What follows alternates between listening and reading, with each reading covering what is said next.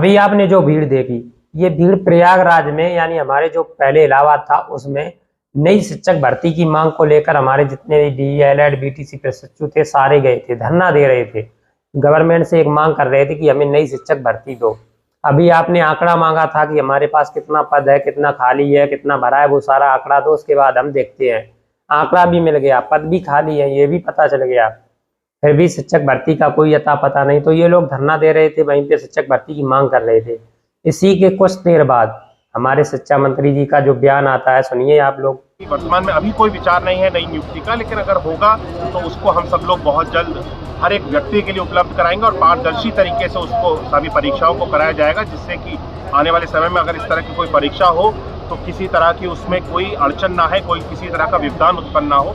लेकिन वर्तमान में अभी कोई ऐसी नई नियुक्ति का अभी हम लोगों के सामने कोई विचार नहीं है और पुरानी जो हमारी नियुक्तियां हैं उसी को हम सब लोग पूरे करने के लिए, क्योंकि माननीय न्यायालय में अभी नियुक्तियां चल रही हैं, उसको पूरा करने। हमारे शिक्षा मंत्री जी कह रहे हैं हमारे पास कोई नई भर्ती का प्रावधान नहीं है, हम कोई नई भर्ती नहीं दे सकते, ना ही हमारे पास कोई भर्ती के लिए कोई पद है तो हम दे भी नहीं सकते।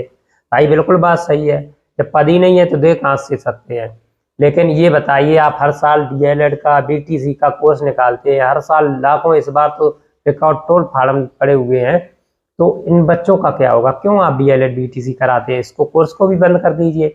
आप सीधा कह दीजिए हमारे पास पर्याप्त शिक्षक हैं, हम कोर्स नहीं कराएंगे, अब जो भी अपना है अपना देख लीजिए, हम डीएलएड बंद कर रहे हैं या बीटीसी बंद कर रहे हैं या बीएड बंद कर रहे हैं। आप बीएड बीटीसी डीएलएड के लिए हर साल वैकेंसी निकाल देते हैं कि इतना पद है, 5 लाख पद, 6 लाख पद, आइए भरिए। हमारे यहाँ पे 1 साल की 41,000 रुपये फीस दीजिए, 2 साल की 2 लाख रुपए खर्च कर दिए, मार कूट के पहले बीटीसी कीजिए, फिर हम शिक्षक भर्ती के लिए आपसे धरना दिलवाएंगे, फिर धरना दीजिए शिक्षक भर्ती, फिर हम कहेंगे कि हमारे पास भर्ती है ही नहीं। तो ये कहीं ना कहीं आप लोग देख रहे हैं सरकार की मंशा क्या है, बिल्कुल साफ जाहिर हो रहा है। अब किसी से कुछ छुपा नहीं है, कुछ बताने की ज़रूरत भी नहीं है कि आप लोगों को कुछ बताने की ज़रूरत हो कि अभी भी पता नहीं है। और वैसे भी सरकार बनवाते हम ही लोग हैं, तो हम ही लोग देखेंगे। तो आप लोग समझिए अपने स्तर से क्या होना चाहिए, क्या नहीं, क्या करना आपको। आगे वैकेंसी आएगी या ना आएगी, तो इसकी सारी आशंकाएं लगभग हमारे हिसाब से ख़त्म हो चुकी हैं। अब उम्मीद ना के बराबर आप मान के चलिए, वैकेंसी आएगी कि नहीं ये कुछ नहीं कह सकते, क्योंकि शिक्षा मंत्री जो कह रहे हैं बिल्कुल ही उन्होंने साफ कह दिया कि हमारे पास कोई पद नहीं है तो हम वैकेंसी नहीं दे सकते हैं। अब आप लोग अपना अपना इंतजाम देखिए, कहीं और से देखिए भैया, इसके चक्कर में काहे भटक रहे हो? न घर के न घाट के वैसे भी नहीं रहते बीटीसी करने के बाद। अब जो होगा तो देखा जाएगा। 4 साल हम लोगों ने बर्बाद कर दिए भर्ती के इंतजार में, इस चक्कर में बैठे रहे कि भर्ती अब आएगी अब आएगी, भर्ती का कुछ अता पता नहीं है। और आगे भी आपके साल बर्बाद होने वाले हैं, कोई उम्मीद फिर से नहीं दिख रही है भर्ती आने की।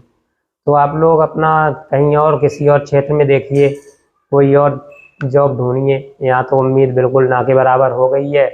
अभी देखिए एक ये चांस बन रहा था कि बीएड बाहर है तो भर्ती आएगी, तो बीटीसी वालों को काफ़ी अच्छा चांस लग रहा था कि भाई नौकरी मिल जाएगी। हमें भी लग रहा था बीटीसी वालों को अच्छे तरीके से नौकरी मिल जाएगी, लगभग ज़्यादा से ज़्यादा लोग सिलेक्ट हो जाएंगे।